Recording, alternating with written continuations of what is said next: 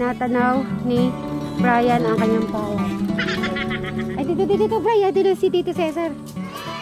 Dito magmerienda ka na. May dala kaming birthday. Masarap na pandesal at saka Big Mac. God bless you. Ready na po ba kayo sa party? Party saan? Puti ito naman. Boring pa. Strike anywhere. Oh. Sige, dyan na muna po. No? Dito. Kaya pumunta ako dito, dalawang bagay. Una, syempre, ready na kayo sa ano natin, yung party. Sila ready na. Ang suot-suot nila pang sexy. So yun sa inyo, sexy din dapat. Macho dancer pala. Kapartner po naman si Madam Jolan. Nasaan pa kayo? Ha? Ay, nilagnat sa lechon. Nakikita, tapon pa. Nilagnat po sa lechon. Kaya ako kulang yata ng isa rito. Kahit ako po kahapon wala. Si Sweet Mary lang yung pumunta. Di ba nandiyan ka? Huwag mo kasama? Kahapon mag-isa po ako kasi si Bray po, pumunta siya doon. Tapos punta kami ng bayan, so bumili kami ng food, tapos inuwi namin. Tapos umuwi din po kami, tapos umuwi din po siya. Ito na, ang pangalawa naman dito. Napaginipan ko po si Crystal.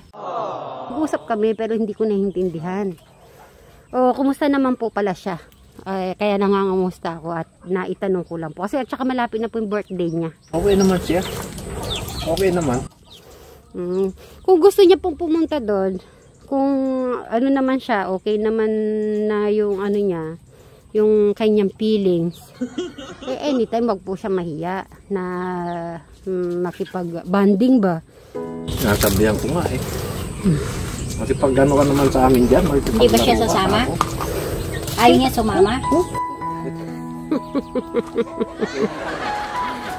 Baka kasi kung baka siya nahihiya. Huwag siyang mahiya ka. Kami, di naman siya iba. Siyempre, siguro baka may ilang ba. Hindi katulad kasi siyempre, nakailang months na rin kasi. Ilan months na ba yun? 6 months. Magkakalating taon na rin. Naisip niya siguro yung nung pumunta kayo sa taas, yun nangyari, gano'n. Baka medyo nahiya. Kaya nahiya. Tsaka yung about sa alam niyo na po, yung sa kambing. Ayun naman naman natin yun. Wag siya wag siya mahiya sa amin. Kung gusto niya makipag-banding, walang problema. Hindi naman naman siya welcome naman. Siya lang naman ang hihintay namin na lumapit. Saka lalo na birthday. Opo, magkalapit lang po sila ni Kuya Brian niya. September.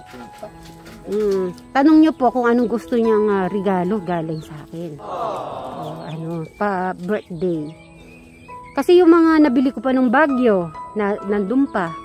O yung bag na gusto niya, nakasave pa yun.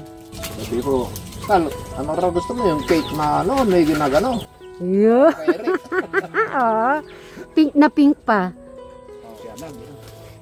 Naisip ko din kasi magbe-birthday na rin po siya kaya naman na-open ko naman ngayon. Dati kasi, di naman kaya di ko muna ino-open. Baka sa etong birthday niya makipag-banding na po siya. Tsaka may mga nababasa akong message din na Sweet Mary baka naiya lang si Crystal o lumapit, ganun.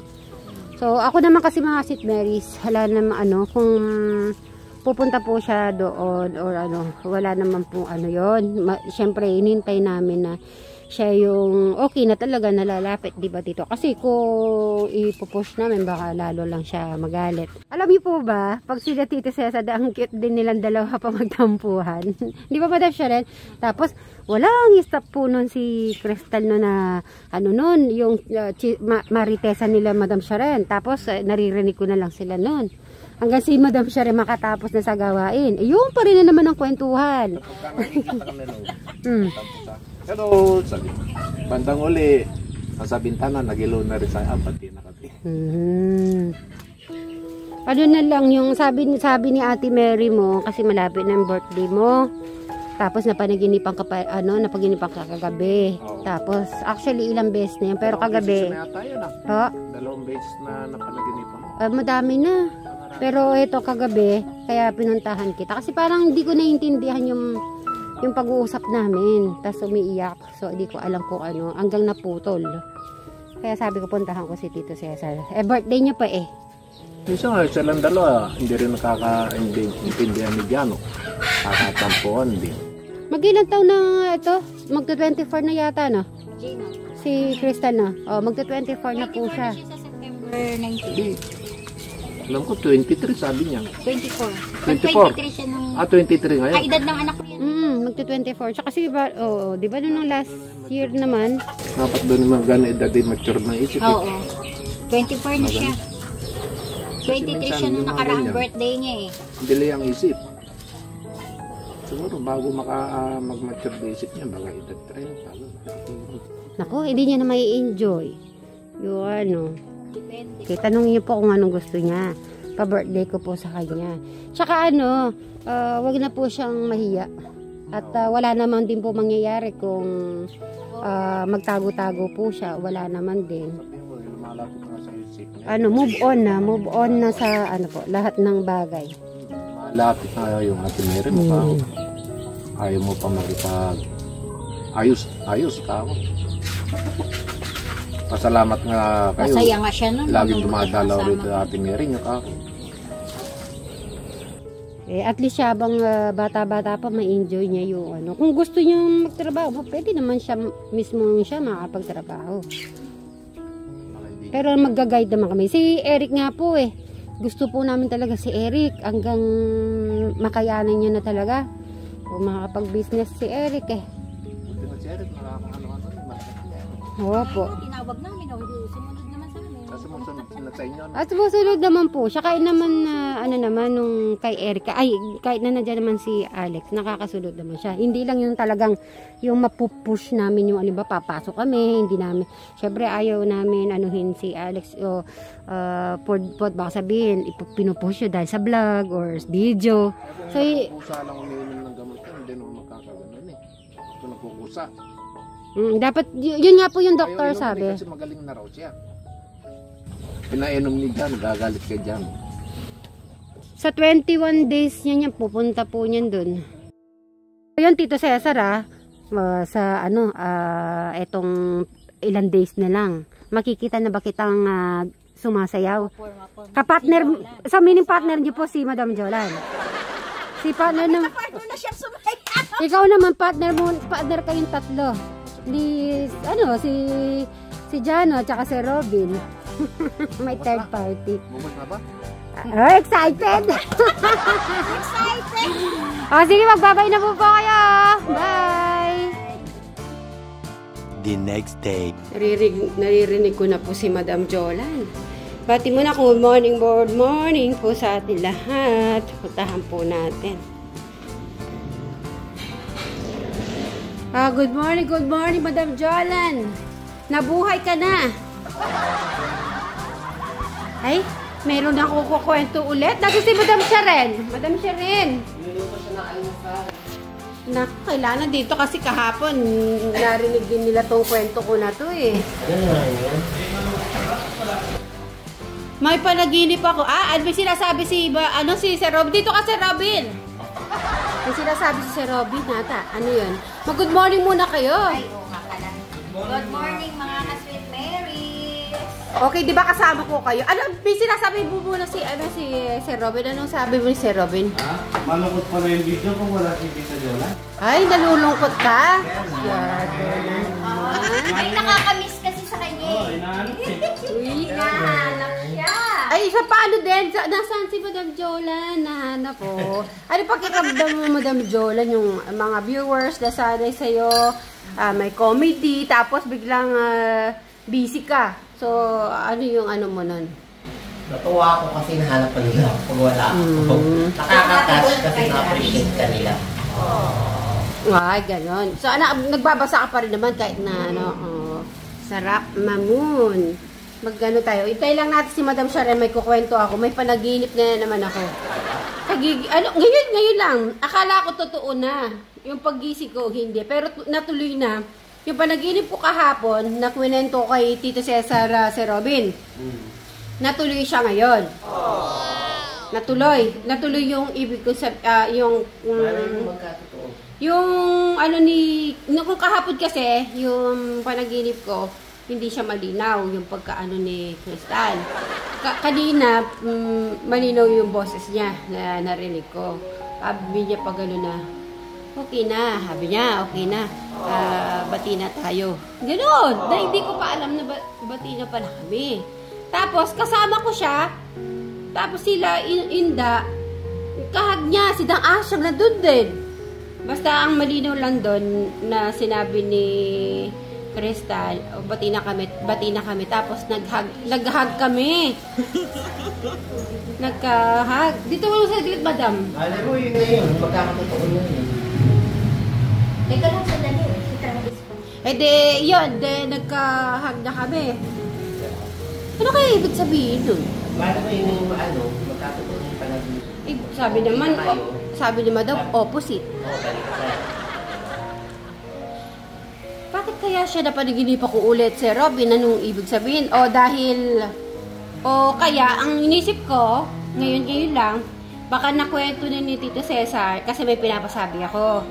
Baka, di ba, umalis tayo. Sigurado, pumunta doon si Crystal kay Tito Cesar. Kwentuhan sila. Yun nga lang, pagkagising ko, naano pa ako, ay, akala ko totoo na. Kasi akala ko naman dahil totoo na, dahil nakausap ko na si Tito Cesar. Hindi, sinabi ko naman kasi kahapon, kay Tito Cesar, di ba, narinig yun naman na, pag halimbawa nandun tayo, pwede siyang, maki-join, huwag siyang mahiya kung ano man. Huwag na siya yung mahiya. Naghahanap sa kanya. But then, kasi minsan baka masumpungan yung hiya niya ba? Actually naman po kung nakikita namin si Crystal, binabati din naman po namin siya. Okay, ganito. Kasi di ko nakikita yan. Pag binabati nyo ba, ano ba yung reaction niya? Wala, nakangiti naman siya. Nakangiti lang siya, pero umiiwas lang. Sa'yo? Ganun din. Tapos walang to. Pero hindi naman yung parang, Okay naman yung mo. Okay naman yung niya. Siguro nahihiya din. Kala mo yun na yung maging way para bumalik siya. pwede. Ayan po, at na-share ko lang po yung aking panaginip kasi first time ko na naginip na magkasabay na isang bagay na na pareho na magkasunod pa. Baka pag nagtatlo pa to, hindi ko na alam talaga kung anong ibig sabihin na to. Or minsan din kasi kapag iisip mo yung tao habang Naiisip mo na? Yung kwentuhan lang na yun. Yung kahapon na yun. Tsaka yung kinabukasan, di ko naman na ano naman yun, ang ano ko naman. Basta okay naman siya doon. Pag ready naman yun, pupunta naman or baka ngayon naman, napanaginipan ako, baka gusto pupunta, baka nahiya. Hindi ko sa kung ano yung gusto niya regalo sa birthday niya. Di ba sinabihan niya nga kahapon kung gusto niya yung rapist at saka yung Rapist? or baka nahihiya din. Pwede din, no? Siyempre, birthday niya. Tapos, pinapili ko kasi kung ano gusto niya pang regalo. At tapos, may cake pa. Ay, may ibig sabihin ice cream pa. Nako. Ayan. Ito po, ngayon, susubaybayan ko po itong panaginip ko na to kung hanggang saan. Tapos, titingnan ko kung matutupad hanggang sa kanyang birthday.